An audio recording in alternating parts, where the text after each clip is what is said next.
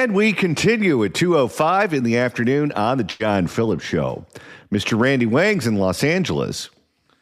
John, San Diego continues their trend of nickel and diming every resident to death by sending out parking enforcement before the meters are even up. You know, when we talk about the cost of living in California, part of the reason that it costs a fortune to live here is because they do things like that to us. They don't do that in Idaho. 800-222-5222 is the telephone number, 1-800-222-5222.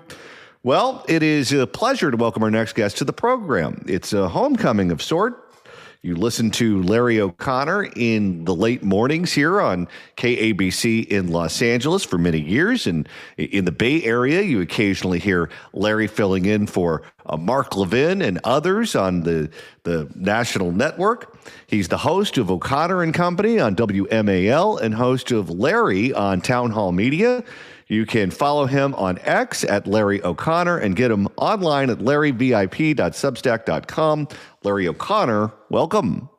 I really need a longer intro. John, thanks for having me. You know, I miss California. What's this Dodger Stadium to Oracle Stadium? I know the Dodgers purchased a World Series or two, but any love for the Angels, please? Angel Stadium. Angel is Southern California's real team here. What's going on? I'm angry. Oh, yes. Well, that's all I talk about. So if we don't put the Oracle Stadium and the Dodger Stadium in the opening, then that would never get mentioned on this program. Oh, all right. But you're still on the team of the Angels. All right, good. I just wanted to make sure because, you know, it'll never still, not what are you be funny. talking about? You Right. think I lived my life, 45 years of my life as a fair weather fan, as an Angel fan, going through that gauntlet of abuse? I would think so. I would think you'd wear like the badge of honor that all of us wear it on. We're still talking about 2002. It'll never not be funny that the Dodgers could only figure out how to win a World Series by stealing a player from the Angels. I love that more than anything else. And that Mike Scioscia was our manager when we won it. That's also very funny. Yes. There is a bond between the two teams. That's not just the 5 freeway. Yes. All right. Speaking of bonding over the 5 freeway, John, I have a story to tell. Now, actually, that's probably inappropriate for here. Never mind. I'm not going to tell that. How are you, sir? It's good to hear your voice. I am good, and likewise. And there's so much to talk to you about. I want to start out by talking about this because you've been in radio for a very long time. Before your successful morning show in Washington, D.C., you were doing radio here in Southern California. You had a show here on KABC in Southern California. And you know what kind of responsibility comes with being on the radio where you never know who's going to listen because you're doing a live show. Where are you going with this? Well, I am terrified right now. Oh, my. No, but you do a live show. You know, you're performing in Las Vegas. You can see who's there. You're performing, you know, in different forums. You know who the audience is. With radio, you don't know who's out there. You don't know who's listening. It could be people who are involved in the story. It could be people who are not involved in the story. And I've got to tell you, one of the things that always makes me the most nervous, and we live for breaking news because we're news junkies, we're in the news industry, but one of the things that always makes me nervous is when there's a big story and it's unclear what the facts are at the time that the story is breaking because you're getting conflicting information. And one of the days that just gave me heartburn was the day that Charlie Kirk was shot because the initial reports were that he was shot at. And then there were some reports that said that he got shot. There were some reports that said that he was fine and was going to pull through. And there were some reports that said that it was not looking good and he may not make it. And people were angry at me at the time I was doing the show because I wasn't coming out and definitively saying this happened or that happened because you don't want to declare the man to be dead if he's not and his aunt is listening to you and you cause problems for the family and those sorts of things. It's something that's a humongous responsibility. It is, and you don't want to be like those idiots on cable news who know that they've got the same information we have, but they've got to fill the time. And so then they start guessing and speculating And they start saying, well, if this person had been there and that person had done that, and then they bring in experts that continue to speculate, and they're basically guessing and filling time until they have actual news. But because they're experts, you start to believe them, and the next thing you know, you're Jimmy Kimmel, right? So no, those kind of stories are the worst to try to cover. Well, and that's people making honest mistakes at times. What drives me totally nuts is now that we are familiar with the facts. We know, unfortunately, that he passed away. We knew that he was actually shot. He wasn't just shot at. And we have a suspect that's in custody, and we know that there is going to be a trial. We know that there has already been an admission on the part of the individual who was arrested, at least in writing online. And it drives me nuts when I see these people who believe that they have no responsibility to the truth, no responsibility for the facts, who are out saying things that we know are not true. I've seen these rumors on various forums where they said that he faked his death, or that it was the United States military that did it, or things of that nature. And I cannot for the life of me understand why anyone would go in a public forum and say something like that. Well, let me help you out with this, John, because you're absolutely right. You come to the right man. I'm pretty well versed in this sort of thing. It all begins with first understanding the truth about Brigitte Macron. Now, as soon as you drill down and realize what really happened there and how Bibi Netanyahu was part of the cover-up, then it all makes sense. But you got to watch the whole episode to really figure it out. Yeah, that's my Candace Owen mockery. I hope everyone picked up on that. I think there are people, John, who do what we do, who are not confined by some of the protocols that we live by in radio. And let me pause for a second there. I joke it all the time about how everybody's got a podcast. It's like Andy Warhol's fever dream here. In 15 minutes, everyone will be famous for 15 minutes, and they'll be famous because they had a podcast. And it's great. And some of the podcasts are wonderful and they're fabulous. But people need to understand that not all spoken word content is the same, nor do they all follow the same kind of protocols and guidelines and responsibilities that we have when we're on a legacy broadcast radio station like we're talking on right now.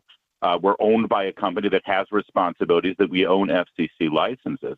And when you're outside the confines and, frankly, the responsibilities of a broadcast station and everything that goes with it, and you're living on the internet and you're living and dying by next day's download numbers and the next day's clicks, because that's how your advertising revenue is determined, based on the click-through rate and the number of people who are clicking and downloading, well, you start to play a little fast and loose because, we might not really have these facts. This might not really be true, but if I choose my words carefully enough, it'll give the payoff that'll give me all the downloads that I want. And then if it turns out I'm wrong, well, I can always say, well, I didn't really say that. I said this. And that's the phenomenon we're looking at right now. And sadly, it's being exploited by people that I used to have a lot of respect for, actually. And I thought that they had some talent.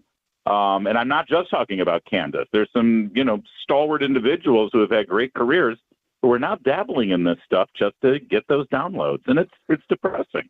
And it also makes us all look bad, frankly. It does. And what to me is the most insulting thing about it is that the widow, Charlie Kirk's widow, Erica, is on a book tour right now because Charlie wrote a book before he passed away that was set to debut right around now, right before Christmas. Yesterday. People are looking for gifts. It came out. Yeah. And it's got to be an unbelievably difficult thing for her to do, where you're taking a book that your dead husband wrote, and it's about a topic that is about spirituality and religion and how to apply that in your daily life, those sorts of things. So you're right in the wake of the tragedy that just happened.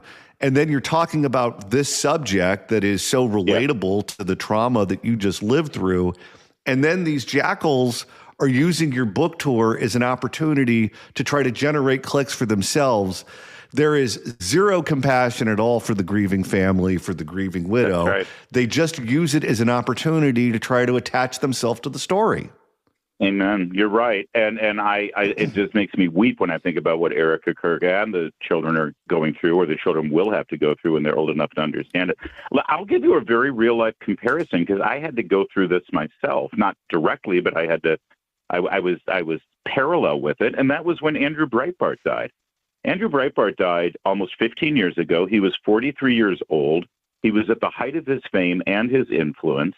And if you search it today, in fact, when I mention Andrew Breitbart on my radio show or on this show right now, people will start tweeting at me, Obama murdered him. The government murdered him. The CIA murdered him. And we knew. We had 2 different autopsies. And yes, there were mysterious things surrounding his death. Of course, he was 43 years old. It wasn't nearly as horrific as all of us seeing the video of Charlie Kirk's assassination, but it was pretty traumatizing. And I remember hearing from his widow and his children. His oldest at the time, I want to say, was 14, maybe 13. They saw that stuff. Imagine what it's like, first of all, to lose your father like that suddenly and tragically, and then suddenly have it become the stuff of conspiracy theories. And you remember that radio host, Michael Savage, that guy? He used to go on the air on a regular basis saying, I know the FBI murdered Andrew Breitbart. I know that Obama ordered the kill shot and stuff like that. It was completely irresponsible. It was despicable. And his widow was trying to grieve Andrew's death, and it was horrible. It drove her nuts. And she asked us all to push back as much as possible on this and get the truth out. But I swear to you, John, every single time I mention Andrew, people will respond and say, I still think Obama murdered him. It's just awful. And it frankly diminishes Andrew's real impact and his real legacy. And it still becomes this burden that the children and the widow have to carry. Well, and it's not just defamatory, too, because I do believe it crosses that line, which is difficult to do for a public figure. But when you say something with malice that you know not to be true, that causes real harm to people, that, to my eye, and I'm not an attorney, is defamation. But beyond that, it's also an unbelievable disservice to the audience because people are very busy. People who listen to you, they're commuting to work. They're trying to drink their coffee. They're worried about making their meeting on time. They're using you as their conduit to the world around them, as someone who's going to explain what's going on, what's important, what it means, those sorts of things. So when they show up to the meeting, if a topic comes up that you discussed on the program, they know the basics and they know what your take, someone they trust, someone they know, is on that particular subject. And when you go on the air and say something as reckless as Andrew Breitbart was murdered by the government or whatever the case, people in your audience will go out and repeat that because they believe it to be true. Oh, that's right. Yeah. What's going to happen is if you repeat something as insane as that, the people around you are going to think that you're one of these crazy homeless people on the streets who's schizophrenic screaming at the lamppost. That's how the world around you will view you. Amen. That's right. And it really does. It deteriorates what we try to do and what we try to do responsibly. And it's all for, I guess people get attention for it. I guess people make money off of it. And they really don't think of the people who have been left behind. It also makes us, frankly, Charlie and Andrew both were political figures, and it drags down the political impact that they had, I think, by diminishing their existence and diminishing what they did die for and what they did die doing. And it makes it just some sort of bizarre, tawdry little escapade. I frankly ultimately blame Oliver Stone for this, but that's a whole other story. Well, and think about it. So they're selling the book now. So you type the name into Google, and instead of getting the information about the book, which is his final word, so if you want to talk about whatever message he was trying to convey at the time of his death, instead of getting that, you get all of the crazy conspiracy theories and all of the people who are latching on to them. Yeah. Yeah, and there's ultimately no real repercussion. No, because they just move on to the next one. And there will be a trial in this case where all the facts will come out and they'll just pretend like that doesn't exist. Oh, no, it was all part of the setup. It was all part of the scheme, don't you know? Yeah. I just feel sorry for the family that they're going to have to deal with this. They're dealing with it right now, but, the internet is forever. You have a heart and you have a soul. I don't know if you saw, though, Erica, she was on Fox earlier today, and she did a magnificent job by pushing back and sort of calling out. And here's the other problem with it. You don't want to get, I mean, I guess you can't give, it's got the oxygen. But if Erica responds, then that, increases the profile of the allegations. And so it's one of those things where, part of you just wants to ignore it because you don't want to lend your platform to it and lend your credibility to even respond to it. But these days, something that goes unresponding, as you just pointed out, ends up being believed. Things like, Gavin Newsom has a heart, things like that. People actually believe that now. People actually believe that Gavin Newsom isn't an alien creature and a lizard man. And then it's bizarre to me that people still believe that. But that's how we have to keep telling the truth about Governor Hair, Joe. Well, on that subject, I know that there is a saying, as they say, that people end up voting for the candidate who they would most likely enjoy having a beer with. That was the example that was given for why George W. Bush beat Al Gore, even though the economy was doing fine, and in 2000. When I look at that video, I don't know if you saw the video that Gavin Newsom put out about this book that he has written that's coming out in February. He reminds me of every 1980s teen villain, like the blonde kid from The Karate Kid, which is the antithesis of who you want to have a Pilsner with. Yeah. No, you definitely don't want to have it. But listen, that being said, if Gavin wants to take me out for a nice bottle of wine at French Laundry, I'm going. I'll be out all over that. But no, I'm not having a beer with Gavin Newsom. But that's what he's trying to do. This is the rehab effort to sort of say, I know people don't like me and people think this about me and people think that about me, but here, read my book. It'll be great. What I can't wait for, and I've been saying this since back when I was on KABC several years ago, and I continue to repeat it. Johnny, because everybody in California politics, Kamala Harris and Gavin Newsom hate each other. Their teams hate each other. This goes way, way back. And she's now making noise like she wants to run. I want to see them two go after each other. I think it'd be a beautiful thing to behold. Well, shots were already fired in her book when she said that she called him to give him a courtesy call that she was going to be running for president. And he sent her to voicemail and said, hiking, call back later. Yeah. That is, and I have never heard anybody who has come out and said, that doesn't sound like the Gavin Newsom I know. I'm telling you, it's going to get nasty between those two. I think you're right. It is. I also think part of it, have you noticed this whole, how the attention on the Tim Walz Minnesota scandal with the fraud out of their government programs? Think about it for a second. That's getting a lot of attention, and even Democrats are sort of, looking the other way. The only message they've got is, oh, you're being racist against Somalis. But no one's defending Tim Walz in that whole thing. Let me tell you something. We were in California during COVID. We saw what was going on in the Golden State. They think they got a couple of $1 billion on Tim Walz in Minnesota. Start looking under the rugs and behind closed doors in California.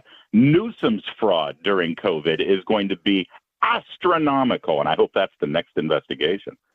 No question about it. Larry O'Connor, thank you so much for stopping by. Every time we have you on, your fans always reach out. They love hearing your voice. Aww. Thank you so much for stopping by and making time for us. I miss being on the air in California. I'm still back there like every couple of months, but I do miss being on the air, and it's always great to hear from you. And go Angels. All right. I love hearing that. Like Larry the O'Connor, Halo, baby. Host of O'Connor and Company on our sister station WMAL, and host of Larry on Town Hall Media. You can get him online at larryvip.substack.com and follow him on X at Larry O'Connor. Larry, thanks so much for stopping by, and have a very Merry Christmas. Thanks, John. You too. 800-222-5222 is the telephone number. 1-800-222-5222. And it wasn't that long ago that San Diego was an incredibly run big city. Things just worked in San Diego. And then the functioning mayors termed out of office, and we ended up with Todd Gloria, who is a Sacramento politician looking for a place to land. And now he's very busy wrecking the city. And one of the things that Gloria and the city council have been very aggressive with this year to solve their budget deficit is nickel and diming San Diego residents every chance they can. Whether it's $35 parking at December nights at Balboa Park, the $10 meters at the gas lamp, there are so many different ways that San Diego is trying to make it more expensive to live or even visit there. Look at the Airbnb tax they're trying to push on everybody. Well, it turns out, thanks to an investigation from NBC7, even with all of that, it's still not enough because San Diego is being so aggressive with their parking enforcement, they are ticketing people at parking meters before the meter is even expired. For more There's on no this, way that's legal. well, it's the government. Everything's legal. For more on this, here's NBC7 in San Diego. A viral video is shining the spotlight on what some drivers worry could be a troubling problem with the San Diego Police Department's parking enforcement tactics. A San Diego area couple says a parking enforcement officer gave them a ticket before their meter expired. NBC7's Amari Fleming. He was just at the ready. By the way, this is not new. When I used to live in a neighborhood in the San Fernando Valley that had street sweeping signs, the parking enforcement guy would be sitting on the corner at 9:59, just waiting for 10 o'clock to go, even though there was no street sweeper. And in the 8 years I lived there, I never saw a street sweeper. He was ready to go with those $50 tickets. It's wild that that's allowed to happen. NBC7's Amari Fleming has a look at the video and also spoke with a couple who was ticketed. Well, that couple parked right here on Island Avenue to pick up their to-go order from a bakery. They say once they came out, they had a more than $80 parking ticket on their windshield. Problem is, though, they say it was fraudulently given to them by a parking enforcement officer. Here's the video they say proves it. You think they're on a quota? Whenever that subject comes up and you talk to one of them, they swear up and down that they're not on quotas. Well, how else do you explain giving people tickets when the meter hasn't even expired? I don't think the police officers are given quotas when it comes to speeding tickets because they're sworn officers. But the parking enforcement people have to justify their jobs and justify those Priuses. And sometimes they don't even work for the city. Sometimes they're just contracted out from some other outfit.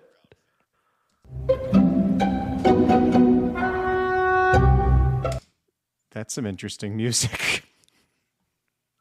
Yes, it sweeps.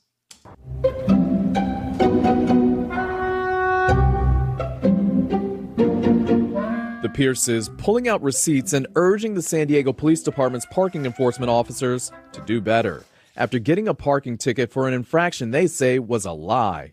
This is absolute fraud what you guys are doing. The couple timestamped this video from their car's cameras. It shows a parking enforcement officer mark the car's tires.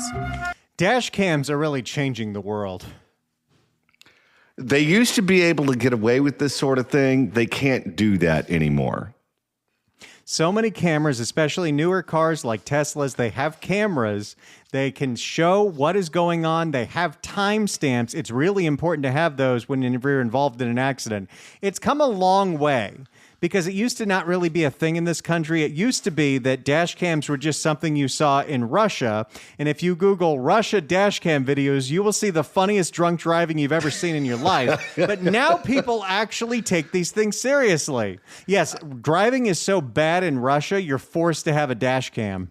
Okay, let's go back to the quota question for a second here right now.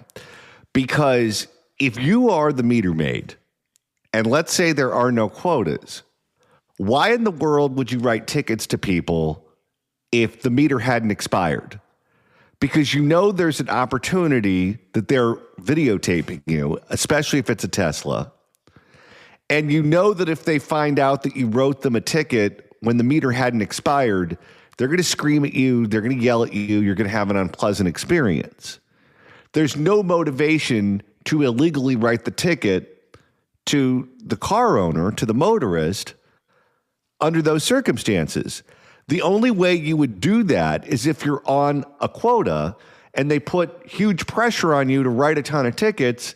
And if you don't write a ton of tickets, you're going to lose your job.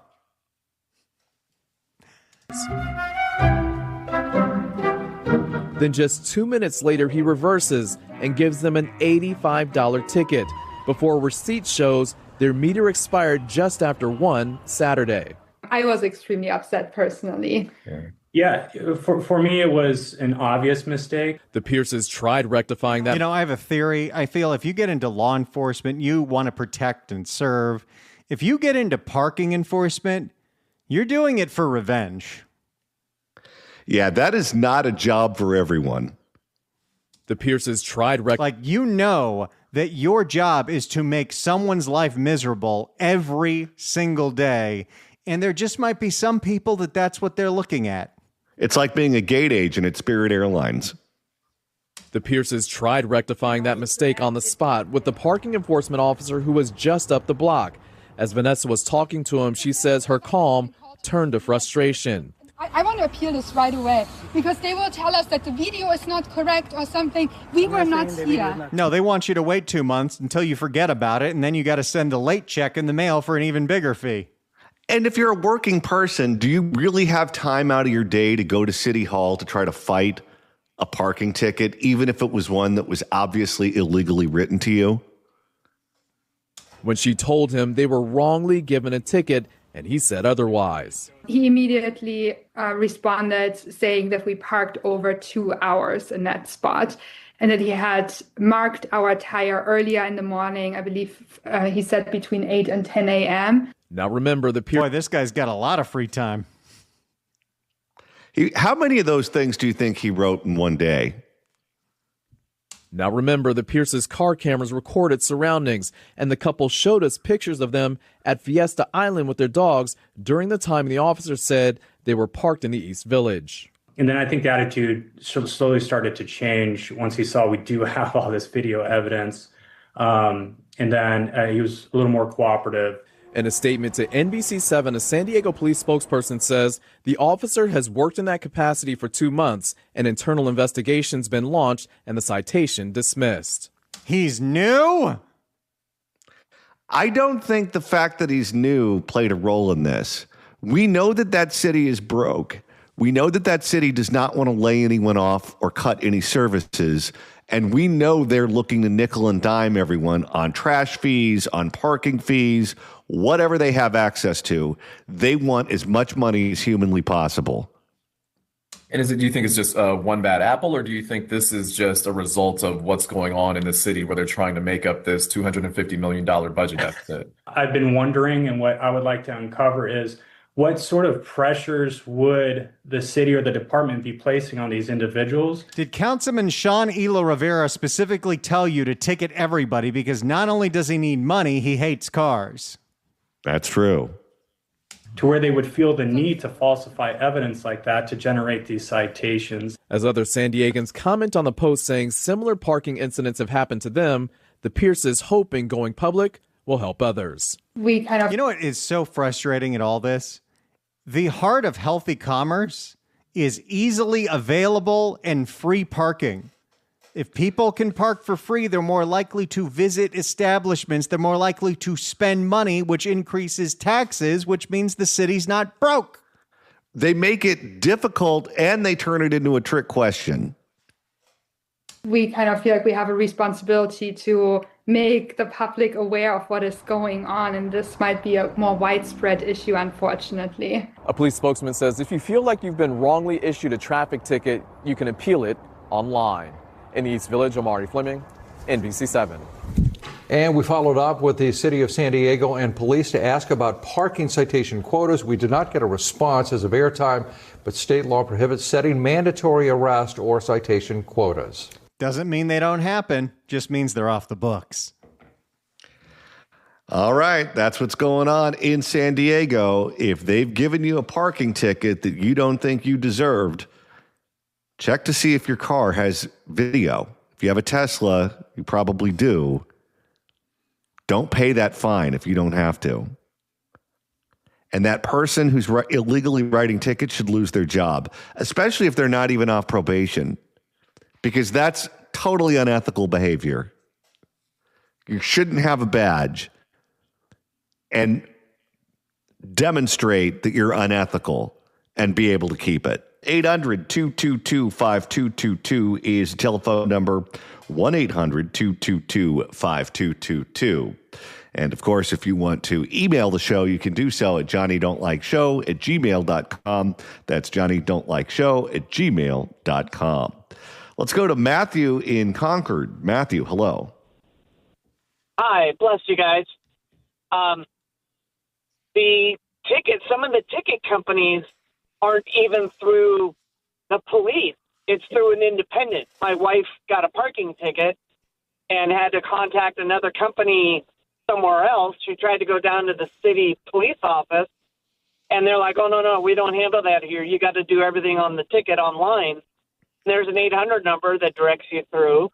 She had to respond to it. They said, well, show proof of what happened. She sent 7 or 8 photographs. 4.5 weeks later, they're like, well, we're still in compendium of your crime. And then she sent another photograph to show that the meter was in the wrong spot. And they finally, after like 6.5 weeks, dismissed the ticket.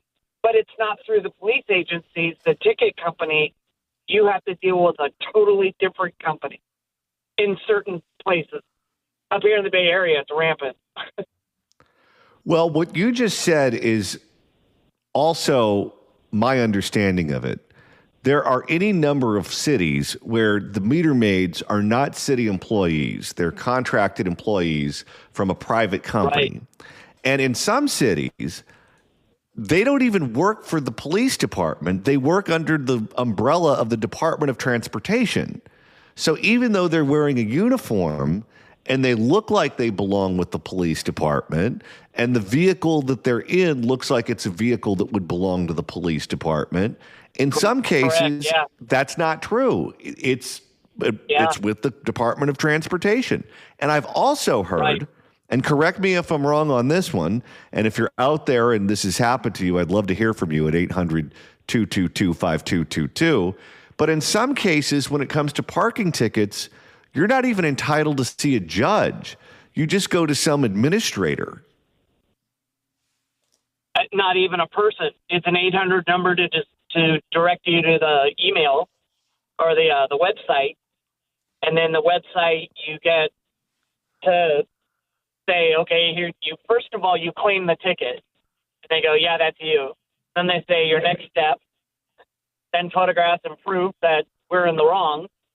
And so my wife did that, and they said, what was the city administrator, everything else like that, or whoever gave the ticket. So they don't even have the name on the ticket. You have to look at the ticket you got with the name and what time frame, and then you have to send that information in. And 6.5 weeks later, how many people give up and just pay the damn thing? It's ridiculous. And is that other company a write-off? Or that's why they have to write so many to make the cooperation of the ticket agency and the police agency work together? Who gets 60-40? Who gets what, So wait, so when she called Res to dispute the ticket, was it just another employee of that company just in a different office? And you had to plead your case to a different employee from the same company? She didn't really get to talk to anybody on the phone. It just was a recording directing you to the website. And there was no judge or jury. It's just like, okay, prove us wrong type thing. And that's where you got to send the photograph. You have to, have the ticket in hand, and they ask you what the officer was. And if they scribble their name, they don't know the officer. And they ask you, your jurisdiction, where was it? And it's like, it was in the city the ticket was written in. Why aren't you guys knowing this? Very frustrating. That sounds like an unbelievable conflict of interest to me, especially if there's quotas, which they're being real cagey about. You notice they wouldn't even go on the record and deny it in this particular case. But if that company is the quota going to pay for the police involvement? If there's a quota to meet, how many do they have to write to make the company viable so that the regular police department doesn't have to do the tickets and have their people out on the road?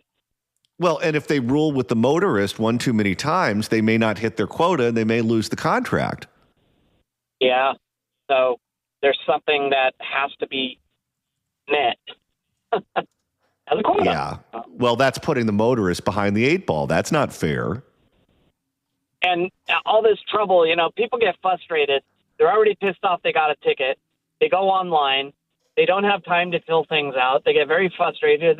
They put caps lock on and start swearing in capital letters, Yeah, I mean, some people just give up, like, fine, I'll pay the ticket, No, fight it every way. Thank you for the call, sir. I appreciate it. Let's go to Rick in Los Angeles. Rick, hello. Hello. Hi, John. Thanks for taking my call. Thank you. I listen to you all the time. You guys are great. I love listening to you guys on my way home from work. But as far as I live in Redondo Beach, Hermosa Beach area, and as far as parking tickets go, if you really think about it, I think they charge $57 or $65 for the street sweeping ticket. By the time you pay for the guy out there writing the ticket and all of his benefits and his vehicle and his maintenance and the processing place that processes the tickets, he's got to write like 30 or 40 tickets a day just to keep his job. So that's why they sit out there. They do the same thing. They follow the street sweeping truck around my neighborhood. They're not contracted. It's a city employee. So that guy's making good money and benefits and 401k and pension and all that. So that's, it's ridiculous. That's what they have to do to make to justify their job. Well, and there's also a political angle here too, because they want us out of our cars and they want us on those murder trains and the buses. You're right. And and also if they, to be honest with you, if they didn't write those tickets, people wouldn't move their car on street sweeping day, and everyone moves their cars. We're like the little good soldiers that go out there and move their cars on Tuesday and Wednesday, and we've got a really clean street. But if you didn't have those laws, there would be the people that just left their shit parked out there. Excuse my friend. Can't use that word. There. Sorry, I'm very, very sorry. But You sound sorry. It does make people move their cars on street sweeping day. All right. Thank you for the call, sir. I appreciate it. I get to break that out of the podcast. Have a good day. Let's go to Mark at Van Nuys. Mark, you have about 60 seconds. Go. This is crazy. I got a seatbelt ticket, and the ticket never showed up. And finally, I go online to pay it. I just want to pay it. I don't want to fight it. Can't find the ticket by my license search. Can't find the ticket by the ticket number search. Finally go into the courthouse on the day it was due. Can't find it, sir. Can't find it. So finally, I go over to another window, and she says, uh-oh. I go, what do you mean, uh-oh? You're in the criminal side. They put out a $35,000 bench warrant because they were under the impression I didn't show up for a seatbelt ticket. And thank God I saved the receipt that I showed up in court. $35,000 for that. This is their Oh, my scam. God. Yep. I bet you there's a lot of people out there that have experienced this. I'm telling you, this is a money-making opportunity for them. It is. If they do All it of a this sudden, I have way, a public defender, and why do I have a public defender? What are you talking about? It's a seatbelt ticket. and if they do it this way, they don't have to take the bad publicity of raising taxes.